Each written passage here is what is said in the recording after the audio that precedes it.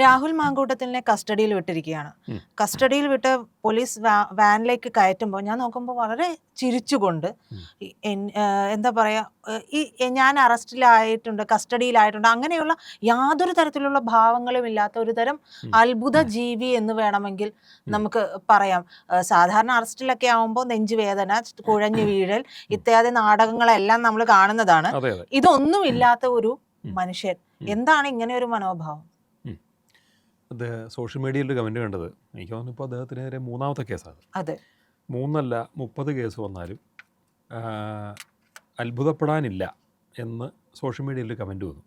He's A എന്താ predator എന്ന് പറഞ്ഞാൽ, അല്ലെങ്കിൽ റിപ്പീറ്റഡ് ഒഫൻഡർ എന്നൊക്കെയുള്ള അഭിപ്രായങ്ങളാണ് പുള്ളിയെക്കുറിച്ച് തന്നെ. ഇത് പലപ്പോൾ കണ്ടിട്ട് തോന്നുന്നത് 30 അല്ല 300 കേസ് വന്നാലും പുള്ളി ആദ്യം എടുത്ത ഹൂ കെയേഴ്സ് എന്നൊരു നിലപാടുണ്ടല്ലോ, ഈ മട്ടിലാണ് പുള്ളി പോയിക്കൊണ്ടിരിക്കുന്നത്. അദ്ദേഹം ഈ ലോകത്ത് ആരെയും വകവയ്ക്കുന്നില്ല. അങ്ങനെ കാര്യം വകവയ്ക്കേണ്ട നിയമവ്യവസ്ഥയോ മനുഷ്യൻ്റെ സങ്കടങ്ങളെയോ ഇയാളുടെ മുന്നിൽ പോയി പെട്ട പെണ്ണുങ്ങൾ ഉയർത്തുന്ന ചോദ്യങ്ങളെയോ ഇവിടുത്തെ ഭരണകൂടത്തെയോ ഭരണവ്യവസ്ഥയോ ഒന്നിനും തന്നെ വകവയ്ക്കാതെ മുന്നോട്ട് പോവുകയാണ്. അതിന് എന്താണൊരു ബാക്കപ്പ് എന്ന് ചോദിച്ചാൽ, അയാൾക്ക് എന്തൊക്കെ ആത്മവിശ്വാസങ്ങളുണ്ട്. ഷാഫിയാണോ അത്? ആയിരിക്കാൻ വളരെ സാധ്യതയുണ്ട്. കാരണം ഇതൊക്കെ ഗ്രൂപ്പുകളുടെ ഭാഗമാണ്. ഇപ്പം നോക്കുമ്പോൾ പഞ്ചായത്ത് ഇലക്ഷൻ കഴിഞ്ഞു, കോൺഗ്രസ് ഉടനെ അധികാരത്തിൽ വന്നേക്കുന്നുള്ളൊരു തോന്നൽ ഇവർക്കുണ്ടായിട്ടുണ്ട്. അത് വരണ ഇപ്പോഴും വിദൂര സാധ്യതയുള്ളൂ. പഞ്ചായത്ത് ഇലക്ഷനിൽ നോക്കുമ്പം 7 ജില്ലകളിൽ UDF-നാണ് മുൻതൂക്കം, എങ്കിൽ 7 ജില്ലകളിൽ LDF ആണ്. അങ്ങനെയാണല്ലോ പിടിച്ചേക്കണേ, 7 ഒരു നേരിയ മുൻതൂക്കത്തിൽ വേണമെങ്കിൽ ഒരു 80 സീറ്റ് വരെ ഇവർ പിടിച്ചേക്കാം. 80 സീറ്റ് എന്ന് പറഞ്ഞാലും കേവല ഭൂരിപക്ഷം കഴിഞ്ഞ് 10 സീറ്റേ ഉള്ളൂ. BJP എങ്ങനെ 5-6 സീറ്റ് പിടിച്ചാൽ അവിടെ കൊണ്ട് കുറയും. ഇത് വന്ന് തൂക്കമന്ത്രിസഭ വരെ വരാം, ചിലപ്പോൾ LDF തന്നെ വീണ്ടും അധികാരത്തിൽ വരാം. ഇങ്ങനെയൊക്കെയുള്ള അവസ്ഥ നിൽക്കുമ്പോഴും കോൺഗ്രസ്സുകാരുടെ മനസ്സിൽ കുറച്ച് ലഡു പൊട്ടിയിട്ടുണ്ട്, ഞങ്ങൾ അധികാരത്തിൽ വന്നേക്കും. അത് അധികാരത്തിൽ വന്നാൽ അപ്പം രാഹുൽ ചിന്തിക്കുന്നത് അതായിരിക്കും, ഇതിനൊക്കെ എത്ര നാൾ ആയുസുണ്ട്, പോലീസുകാർ എന്തിനു വകവയ്ക്കണം, കുറച്ച് കഴിഞ്ഞാൽ നീയൊക്കെ എന്നെ സല്യൂട്ട് ചെയ്യേണ്ടതല്ലേടാ, എങ്ങനെയെങ്കിലും സീറ്റ് ഒപ്പിക്കുക എന്നിട്ട് വിജയിക്കുക, ജനങ്ങളെ വിജയിപ്പിക്കുമോ എന്നുള്ള ചോദ്യം രണ്ടാമത്തെയാണ്. പക്ഷേ കോൺഗ്രസ്സിനകത്ത് ഒരു പവർ ഗ്രൂപ്പിൻ്റെ ഭാഗമാണ് അയാൾ എന്ന് പറഞ്ഞാൽ, കേരളത്തിൻ്റെ മുഖ്യമന്ത്രിയാകാൻ വേണ്ടി നോക്കിയിരിക്കുന്ന പല ആൾക്കാർ കോൺഗ്രസ്സിലുണ്ട്. അത്തരം ഒരാളുടെ കയ്യിൽ ഇരിക്കുന്ന ഒരു ഗ്രൂപ്പിനകത്ത് നേതാക്കന്മാരിൽപ്പെട്ട ആളാണല്ലോ ഷാഫിയും രാഹുൽ മാങ്കൂട്ടമൊക്കെ. ഈ ഷാഫി ജമാഅത്തയുടെ മുഖ്യമന്ത്രി സ്ഥാനാർത്ഥിയാന്ന് പറയുന്നുണ്ടല്ലോ. അങ്ങനെ പറയാമെങ്കിൽ പോലും കേരളത്തിലെ മുസ്ലിങ്ങളുടെ മുഴുവൻ വോയിസ് അല്ല ജമാഅത്ത് ഇസ്ലാമി. അൾട്ടിമേറ്റ്ലി UDF-നകത്തെ മുസ്ലിം വോയിസ്, അല്ലെങ്കിൽ അതിനകത്തെ ഏറ്റവും ഡിസിസീവ് ഫാക്ടർ, അതും അല്ലെങ്കിൽ അവിടുത്തെ ബാർഗെയിനിങ് പവർ എന്ന് പറയുന്നത് മുസ്ലിം ലീഗാണ്. ലീഗും കോൺഗ്രസും ചേർന്ന് എടുക്കുന്ന തീരുമാനങ്ങളായിരിക്കും ആത്യന്തികമായിട്ട് കോൺഗ്രസ് അനുസരിക്കുക. തീരുമാനം എടുക്കുന്നതിൽ കോൺഗ്രസ് കുറച്ച് റിക്വസ്റ്റ് വയ്ക്കും, മുഖ്യമന്ത്രി സ്ഥാനാർത്ഥി ആരായിരിക്കണമെന്ന്. ലീഗ് പെട്ടെന്ന് ചാടി കയറി ഷാഫിയെ തന്നെ ആക്കണമെന്ന് പറയാൻ സാധ്യത കുറവാണ്. അതിന് പല കാരണങ്ങളുണ്ട്. ഒന്ന്, ലീഗിന് വെളിയിലൊരു മുസ്ലിം നേതാവ് വളർന്നു വരുന്നവരോട് അവർക്ക് വലിയ താല്പര്യമില്ല. ചെറിയ ഉദാഹരണം പറഞ്ഞാൽ, മലപ്പുറം ജില്ലയിൽ ലീഗിൽ നിന്ന് ഏറ്റവും അധികം എതിർപ്പ് നേരിട്ടത് കമ്മ്യൂണിസ്റ്റുകാരല്ലായിരുന്നു, ആര്യാടൻ മുഹമ്മദ് ആയിരുന്നു. അങ്ങനെ നോക്കുമ്പം അവർ മുസ്ലിം ലീഗ് ഷാഫിയെ പിന്തുണയ്ക്കുമോ എന്നുള്ള കാര്യത്തിൽ അത്ര സംശയമുണ്ട്. അത് അത്ര ഇതല്ല. കാരണം അതിനേക്കാളും മികച്ച നേതാക്കന്മാർ ഞങ്ങളുടെ ലീഗിലുണ്ടല്ലോ, അവർ വളർന്നു വന്നാൽ പോരെ എന്ന്. ഒരു കേരളത്തിന് മുസ്ലിം മുഖ്യമന്ത്രി മുഖമായിട്ട് ഭാവിയിലേക്ക് അവർക്ക് കാണാൻ ആഗ്രഹം കുഞ്ഞാലിക്കുട്ടിയായിരിക്കും. ഈ തെരഞ്ഞെടുപ്പ് അല്ലെങ്കിൽ അടുത്ത തെരഞ്ഞെടുപ്പിൽ, ഈ തെരഞ്ഞെടുപ്പിൽ മുസ്ലിം ലീഗ് പാർട്ടിയിലെ നമ്പർ 1, UDF-ലെ നമ്പർ 1 പാർട്ടിയാവാൻ സാധ്യത കുറവാണ്. അദ്ദേഹത്തിനൊരു മുഖ്യമന്ത്രി ആകാനുള്ള ബാല്യമുണ്ടോ എന്ന് ചോദിച്ചാൽ, അതൊക്കെ ജീവിച്ചിരിപ്പുണ്ടെങ്കിൽ, എണീറ്റ് നടക്കാൻ ആരോഗ്യം ഉണ്ടെങ്കിൽ ഇതൊക്കെ. ഖാർഗെ എന്നൊരാളെ കണ്ടില്ലേ? ഖാർഗെയുടെ എന്തുതരം ബാല്യമാണത്. എന്നിട്ട് അദ്ദേഹം കോൺഗ്രസിൻ്റെ തലപ്പത്തിരിക്കുന്നു. ഈ കോൺഗ്രസ് സപ്പോസ് കേന്ദ്രത്തിൽ അധികാരത്തിൽ ഇരുന്നിരുന്നെങ്കിൽ, മൻമോഹനെ പോലെ വേറൊരാളെ പൊക്കി വയ്ക്കണം അവർക്ക് തോന്നിയിരുന്നെങ്കിൽ, ഈ എണീറ്റ് നടക്കാൻ വയ്യാത്ത ഖാർഗെ പിടിച്ച് പ്രധാനമന്ത്രിയാകില്ലായിരുന്നു. എന്ന് ചോദിച്ച പോലെ അവിടെ എന്തിനെങ്കിലുമൊക്കെ മിനിമം ബാല്യം ബാക്കിയുണ്ടോ എന്ന് അവർ നോക്കും. എടുത്തു വെച്ചെന്നും വരും, പറയാൻ പറ്റില്ല. അവിടെ തീരുമാനം ലീഗിൻ്റെ ആയിരിക്കും. ലീഗിൻ്റെ തീരുമാനം കുഞ്ഞാലിക്കുട്ടി ആയിരിക്കും എടുക്കുന്നത്. പണ്ടൊക്കെ പാണക്കാട് തങ്ങളായിരുന്നു തീരുമാനം എടുത്തുകൊണ്ടിരുന്ന പ്രധാന ഫാക്ടർ എന്ന് പറയുന്നത്. അതൊക്കെ മാറിപ്പോയി. കുഞ്ഞാലിക്കുട്ടിയും കൂട്ടുകാരും തീരുമാനിക്കുന്നതാണ്. ഇത്തവണ കുഞ്ഞാലിക്കുട്ടി UDF എങ്ങാനും വന്നാൽ, വരുമെന്നറിയില്ല, 40% താഴെ ചാൻസ് ഞാൻ കാണുന്നുള്ളൂ. എങ്ങാനും അധികാരത്തിൽ വന്നാൽ കുഞ്ഞാലിക്കുട്ടി ഉപമുഖ്യമന്ത്രിയാവാനും പിന്നീട് ഇലക്ഷൻ എന്തെങ്കിലും മുഖ്യമന്ത്രിയാവാനും സാധ്യതയുണ്ട്. അവിടെ ഷാഫിയെ പോലുള്ള ആൾ മുഖ്യമന്ത്രിയായാൽ ലീഗ് കാണുന്നൊരു പ്രശ്നമുണ്ട്. കേരളത്തിനൊരു മുസ്ലിം മുഖ്യമന്ത്രി മുഖം ഇപ്പോഴെടുത്ത് കാണിച്ചാൽ കേരളത്തിലെ ഹിന്ദു ക്രിസ്ത്യൻ ഗ്രൂപ്പുകൾക്കിടയിൽ, ഈ സമൂഹങ്ങൾക്കിടയിൽ ഒരു ധ്രുവീകരണം വരും. അത് ചിലപ്പോൾ ആൻറ്റി UDF ആകാൻ സാധ്യതയുണ്ട്. അങ്ങനെ വന്നാൽ ഭാവിയിൽ ലീഗിൻ്റെ മുഖ്യമന്ത്രി സ്ഥാനം ക്ലെയിം ചെയ്യാൻ പറ്റാത്തതിലേക്ക് അത് പോയി എന്ന് വരും. ഇപ്പോഴും പലരും പറയണു 30% മുകളിൽ മുസ്ലിം ജനസംഖ്യയുണ്ട്, 10 കൊല്ലം കഴിയുമ്പോൾ 40%-അടുത്താകുമായിരിക്കും. എങ്കിൽ പോലും ബഹുഭൂരിപക്ഷം മണ്ഡലങ്ങളും ഇപ്പോഴും അവരുടെ ഭൂരിപക്ഷത്തിലല്ല ഇരിക്കുന്നത്, ലീഗിന് അത്ര സ്വാധീനമില്ല. അപ്പോൾ ആ ഫാക്ടർ അനുകൂലമാവുന്നത് ഒന്നുകിൽ NDAക്കോ അല്ലെങ്കിൽ CPMനോ ആയിരിക്കും. ഇപ്പോഴേ കയറി പെട്ടെന്ന് ഷാഫിയെ പോലെ ആളെ മുഖ്യമന്ത്രി സ്ഥാനത്തേക്ക് വയ്ക്കുകയും നാട്ടിൽ ചെറിയൊരു ഇഷ്യൂ പോലും കമ്മ്യൂണലായിട്ടുണ്ടായാലും അത് മുഴുവൻ ഒരു മുസ്ലിം മുഖ്യമന്ത്രി ഇരിക്കുന്നതാണെന്നുള്ള തരത്തിൽ വ്യാഖ്യാനങ്ങൾ വരികയും ചെയ്താൽ ഇവിടെ രാഷ്ട്രീയം മൊത്തം മാറി മറിയും. ഒരു പരിധിവരെ CPMന് നാളെ ഗുണമായിന്ന് വരും, പക്ഷേ NDA വല്ലാണ്ട് വളർന്നു വരും. കമ്മ്യൂണിസ്റ്റ് പാർട്ടി അണികൾ പോലും BJP ചേരുന്ന അവസ്ഥ വരും. UDF നിന്നും അവശേഷിക്കുന്ന ഹിന്ദുക്കൾ ഇറങ്ങിയെന്ന് വരും. ഇങ്ങനെ പല പല കുഴപ്പങ്ങൾ അവിടെ ഉണ്ടാവും. ഈ മാങ്കൂട്ടത്തിൻ്റെ പിൻബലം എന്ന് പറയുന്നത് ഷാഫിയാണ്. ഷാഫിയുടെ പിൻബലം എന്ന് പറയുന്നത് അത് KC വേണുപോലാവാൻ സാധ്യത കൂടുതലാണ്. കാരണം അദ്ദേഹത്തിന് നാളെ മുഖ്യമന്ത്രി ആവണം എന്നൊരു തോന്നലുണ്ടെങ്കിൽ ഇവിടെ ചില ഗ്രൂപ്പുകൾ വേണമല്ലോ. സതീശൻ അല്ല എന്നാണ് എൻ്റെ വിശ്വാസം. VD സതീശനും ഇവരും തമ്മിൽ നല്ല രീതിക്കാണ് പോകുന്നത് എനിക്ക് തോന്നുന്നില്ല. പലപ്പോഴും രാഷ്ട്രീയമായിട്ടുള്ള പല നീക്കങ്ങളും നടപടികളും കാണുമ്പോൾ അവർ വിഭിന്ന ഗ്രൂപ്പുകളിൽ നിൽക്കുന്ന പോലെയാണ് തോന്നുന്നത്. മാത്രമല്ല ഈ സതീശൻ്റെ നില എത്രമാത്രം ഇതിനകത്ത് ശക്തമാണ് എന്നൊരു ചോദ്യം മുന്നിൽ നിൽപ്പുണ്ട്. പക്ഷേ ഇന്ന് കഴിഞ്ഞ ദിവസമാണ് അദ്ദേഹം പറഞ്ഞത് കേരള രാഷ്ട്രീയത്തിൽ വിസ്മയങ്ങൾ ഉണ്ടാകുമെന്ന്. നമ്മൾ ഇന്ന് കാണുന്നു ഐഷ പോറ്റി UDF കോൺഗ്രസ് ക്യാമ്പിലേക്ക് എത്തിയിട്ടുണ്ട്.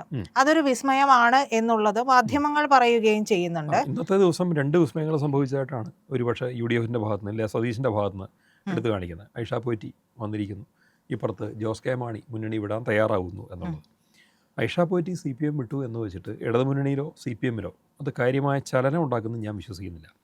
അതിന് കാരണം എന്ന് വെച്ചാൽ CPMൻ്റെ ഒരു ഘടനയുടെ ഒരു പ്രത്യേകതയത്. അവരുടെ കൂടെ മെയിൻ സ്ട്രീം CPM പ്രവർത്തിക്കുന്നിടത്തൊന്നും അവർക്കൊന്നും പറ്റില്ല. മെയിൻ സ്ട്രീം അല്ലാത്ത കുറേ സ്ഥലങ്ങളുണ്ട്. ഇപ്പോൾ S രാജേന്ദ്രൻ അദ്ദേഹം BJPയിലേക്ക് പോകാൻ അങ്ങനെ പോയാൽ എന്ത് പറ്റുമെന്ന് ചോദിച്ചാൽ ഒരു മലയാളിയേക്കാൾ കൂടുതൽ തമിഴ് വോട്ടേഴ്സ് ഇടുക്കിയിലുള്ളവരുടെ ഇടയ്ക്ക് സ്വാധീനം S രാജേന്ദ്രനെ പോലെ ഒരാൾക്കാണ്. അദ്ദേഹത്തിന് എളുപ്പത്തിൽ കമ്മ്യൂണിക്കേറ്റ് ചെയ്യാൻ പറ്റും അത്ര ആൾക്കാരായിട്ട്. അവരോട് അവിടെ വോട്ട് ചെയ്യേണ്ട, ഇവിടെ നിൽക്കുക എന്ന് പറഞ്ഞാൽ അദ്ദേഹത്തിന് അവരെ മാറ്റാൻ പറ്റും. ഇതുപോലല്ല ഐഷ പോറ്റിയുടെ. ഐഷ പോറ്റി ഇവിടുത്തെ പ്രത്യേകിച്ച് വേറൊരു ഭാഷയിൽ പ്രത്യേക ഒരു ഗ്രൂപ്പിനോട് കമ്മ്യൂണിക്കേറ്റ് ചെയ്ത് നമ്മൾ അവരും രണ്ടാട്ടോ എന്ന് പറയാൻ പറ്റില്ല അവർക്ക്. അങ്ങനെ പറയേണ്ട ഒരു സാഹചര്യം അവിടെ ഇല്ല. അങ്ങനെ പറയാൻ പറ്റിയൊരു ഗ്രൂപ്പും അവിടെ ഇല്ല. അതുകൊണ്ട് തന്നെ ഐഷ പോറ്റിക്ക് പ്രത്യേകിച്ച് ആരെ സ്വാധീനിക്കാൻ പറ്റുന്ന എനിക്ക് തോന്നുന്നില്ല. ഒരു ഐഷ പോറ്റി വന്നു, അതിന് വരവിൻ്റെ ഒരു ഗ്ലാമറുണ്ട്. അടുത്ത 2 ദിവസത്തേക്ക് ആ ന്യൂസിന് തിളക്കമുണ്ടാകും. CPM ഒരു നിലപാടെടുത്തു കഴിഞ്ഞു, വർഗ്ഗവഞ്ചകയാണ്, കുലംകുത്തിയാണെന്നുള്ള നിലപാടെടുക്കും. ഈ നിലപാട് അവിടെ നിന്നാൽ അവർക്കത്ര എളുപ്പമല്ല. അപ്പം ഐഷ പോറ്റി വന്നു, നാളെ അവർക്കൊരു സീറ്റ് കൊടുക്കേണ്ടി വരും. കോൺഗ്രസിന് ജയിപ്പിക്കേണ്ടതും കോൺഗ്രസിൻ്റെ ഉത്തരവാദിത്തമാവില്ല. ഈ സീറ്റ് കൊടുക്കുന്നതിടം തൊട്ട് പ്രശ്നം തുടങ്ങും. കാരണം ആ സീറ്റ് നോക്കിയിരിക്കുന്ന വേറെ ആളോട് ഉണ്ടാവില്ലേ. അപ്പോൾ അവിടെ ഗ്രൂപ്പുകളുടെ പ്രശ്നം തുടങ്ങും. ഇത് കോൺഗ്രസിനകത്ത് പുതിയ നേതാക്കന്മാരുടെ വരവ് പ്രശ്നങ്ങളുണ്ടാക്കാൻ പോകണം.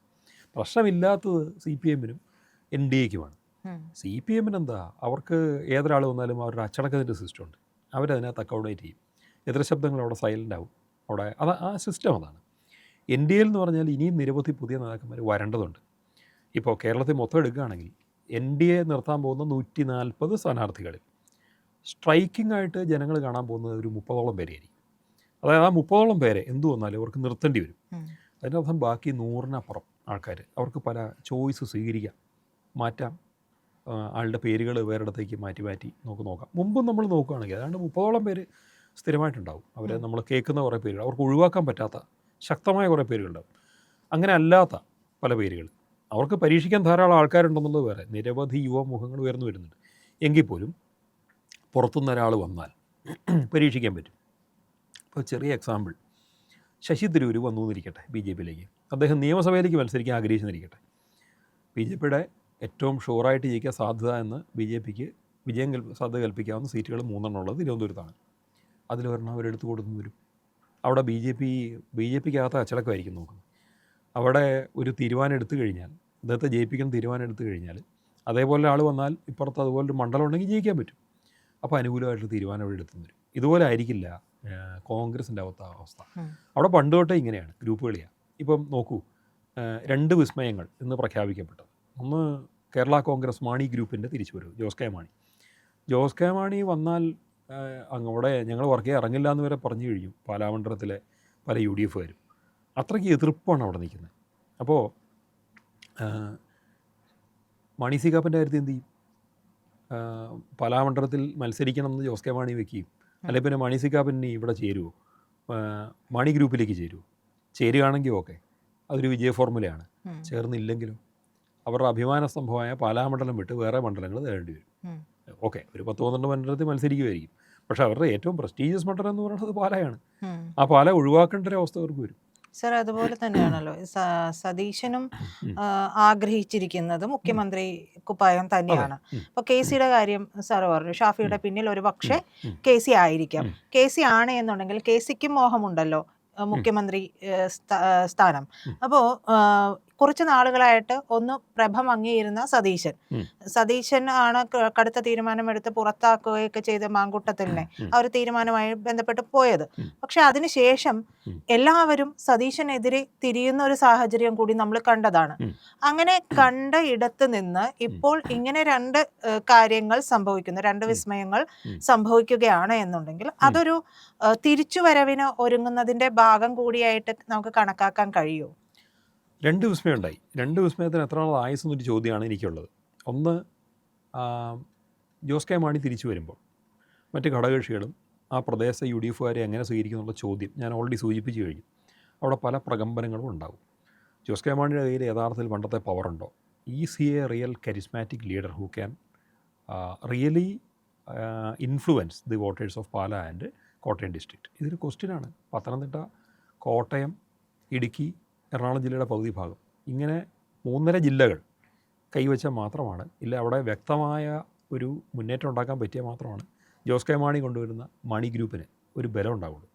അതുണ്ടോ എന്നുള്ള കാര്യം വലിയ ചർച്ചയിൽ നിൽക്കുകയാണ്. അതുകൊണ്ട് തന്നെ നോക്കുകയാണെങ്കിൽ നെഗറ്റീവ് ആണെങ്കിലും പൊതുവെ നോക്കുമ്പം ഇവിടെ ഇപ്പോൾ കളിച്ചിരിക്കുന്നത് ഒരു സതീശ് എന്നുള്ളതിനപ്പുറം ബിഷപ്പുമാരാണ്. അതായത് സഭകൾ ഇടപെട്ടിട്ടാണ് ഇവിടെ ചില മാറ്റങ്ങൾ വരുന്നത്. അവരുടെ ഒരു ഇൻഫ്ലുവൻസ് UDFിലേക്കെല്ലാം തിരിച്ചു വരണം. അത് കോൺഗ്രസ് നേതൃത്വവും സഭകളുമായിട്ട് കഴിഞ്ഞ ജൂലൈ 18-ാം തീയതി നടത്തപ്പെട്ടു എന്ന് പറയുന്നൊരു പ്രധാന മീറ്റിംഗ് ഉണ്ട്. ആ മീറ്റിങ്ങിന് ശേഷം പല പല മാറ്റങ്ങളും സമീപനങ്ങളും ഉണ്ടായിട്ടുണ്ട്. BJP വിമർശിക്കപ്പെട്ടു തുടങ്ങി. കുറേ ബിഷപ്പുമാർ BJPയുടെ ഒപ്പമൊക്കെ അനുകൂലമായിട്ട് സംസാരിച്ചു തുടങ്ങിയതാണ്, വിമർശിക്കപ്പെട്ടു തുടങ്ങി. പക്ഷേ ഈ ജോസ് കെ മാണിയുടെ ഏറ്റവും വലിയ പ്രത്യേകത എന്ന് പറഞ്ഞാൽ അദ്ദേഹം ശരിക്കൊരു ഇൻഫ്ലുവൻഷ്യൽ ലീഡർ അല്ല. അത്രയും ലീഡേഴ്സിൻ്റെ കാലം ഉണ്ടായിരുന്നു. ഇന്ന് കേരള കോൺഗ്രസ് മൊത്തം എടുക്കുകയാണെങ്കിൽ ഏറ്റവും റിയൽ പഴയ കേരള കോൺഗ്രസിൻ്റെ പ്രഭയുള്ള നേതാക്കന്മാർ 2 പേരാണ്. ഒന്ന് PJ ജോസഫാണ്, മറ്റേത് PC ജോർജാണ്. ഈ 2 പേരും കഴിഞ്ഞാൽ പിന്നെ ഷോൺ ജോർജ് ഉയർന്നു വരുന്നു. ആ ഷോൺ ജോർജിൻ്റെ അത്ര പോലും ഇൻഫ്ലുവൻസ് നിലവിൽ ജോസ് കെ മാണിക്കുണ്ടോ സംശയം. അങ്ങനെ നോക്കുകയാണെങ്കിൽ 2 നേതാക്കൾ നിൽക്കുന്നു, മാങ്കൂട്ടത്തിൽ നിൽക്കുന്നു, ജോസ് കെ ഇതെല്ലാം ഉണ്ട്. അത് വന്നിട്ട് അതുകൊണ്ട് ഞാൻ പറയണമെന്ന് വെച്ചാൽ സതീശൻ്റെ തീരുമാനം അവിടെ പാളിപ്പോവാൻ ഒരു സാധ്യത, വിജയസാധ്യത ഈ ഏതാനും ദിവസം ഷൈനിങ്ങേ ഉള്ളൂ എന്ന് ഞാൻ പറയാൻ കാരണം വലിയ എതിർപ്പുകളും ഗ്രൂപ്പുകൾക്കാണ് വരുന്നതെങ്കിൽ ഷൈനിങ് ഉണ്ടാവില്ല. ഐഷാ പോറ്റിയുടെ കാര്യത്തിൽ ഇതുപോലെ തന്നെയാണ്. ഐഷാ പോറ്റി ഇന്ന് വന്നു, നാളെ അവരെ അക്കോമഡേറ്റ് ചെയ്യണം. അക്കോമഡേറ്റ് ചെയ്യുമ്പോൾ ഉണ്ടാകുന്ന പ്രശ്നങ്ങൾ ഇതിനൊക്കെ പുറമേ വേറെ ഇതിൽ വലിയ രസമുണ്ട്. ഇപ്പോൾ എന്തായാലും ഒരു ക്രിസ്തീയ പശ്ചാത്തലമുള്ള പാർട്ടിയാണല്ലോ ഇപ്പോൾ കൊണ്ടുവരാൻ നോക്കുന്നത്. പലയിടത്തും ക്രൈസ്തവ സമൂഹത്തിൻ്റെ സുവിശേഷ വിഭാഗക്കാരുടെ ചില ചുവരെഴുത്തുകൾ ഞാൻ കണ്ടിട്ടുണ്ട്. ചുവരെഴുത്തിൽ ഒരെണ്ണത്തിൽ പറയുകയാണ്, നീ ഈ ലോകത്ത് എന്തൊക്കെ നേടിയിട്ടും എന്ത് കാര്യം, നിൻ്റെ ആത്മാവിന് നഷ്ടപ്പെട്ടു പോയിട്ടുണ്ടെങ്കിൽ എന്ന് ചോദിച്ച പോലെ ഭരണം തന്നെ നേടിയിട്ടും UDFന് എന്ത് കാര്യം, സതീശൻ ജയിച്ചില്ലെങ്കിൽ എന്നൊരു ചോദ്യം എനിക്കുണ്ട്. VD സതീശൻ പറവൂര് ജയിക്കുമെന്ന് എനിക്ക് സംശയമാണ്. കാരണം മുനമ്പം വിഷയം അദ്ദേഹത്തിന് ജനസമ്മതി തീർത്ത് ഇടിച്ചു കളഞ്ഞു. മാത്രമല്ല അവിടെ അദ്ദേഹത്തിന് വോട്ട് ചെയ്യേണ്ട ഒരു ക്രൂഷ്യൽ ഗ്രൂപ്പ് വോട്ട് ചെയ്യാൻ സാധ്യതയില്ല. ഇതിന് പുറമെ പാർട്ടിക്കകത്ത് ഗ്രൂപ്പുകളൊക്കെ ഏത് രീതിയിൽ ആയിരിക്കും എഫക്റ്റ് ചെയ്യുക. അപ്പോൾ ഞാൻ പ്രതിപക്ഷ നേതാവാണ്, ഞാൻ മുന്നേറുകയാണ്, ഞാൻ ഷൈൻ ചെയ്യുകയാണ്, ഞാനാണ് അടുത്ത മുഖ്യമന്ത്രി എന്നുള്ള ലൈനിലായിരിക്കും മുന്നോട്ട് പോകുന്നത്. പക്ഷേ ഇതൊരു മതിലിൽ തട്ടി ഇടിച്ചു നിൽക്കാൻ എല്ലാ സാധ്യതയുണ്ട്. ആ മതിൽ വേറൊന്നുമല്ല, അദ്ദേഹത്തിൻ്റെ വിജയസാധ്യത തന്നെയാണ്. അവിടെ എനിക്ക് സംശയങ്ങളുണ്ട് സതീശൻ ജയിക്കുമെന്ന്. പറവൂർ മണ്ഡലത്തിൽ നിന്ന് പ്രത്യേകിച്ചും. മണ്ഡലം മാറി പരീക്ഷിച്ചാൽ നമുക്കൊന്നും പറയാനില്ല. പക്ഷേ പറവൂർ മണ്ഡലത്തിൽ നിന്ന് VD സതീശൻ ജയിക്കുമോ എന്നുള്ള കാര്യത്തിൽ എനിക്ക് സംശയമുണ്ട്.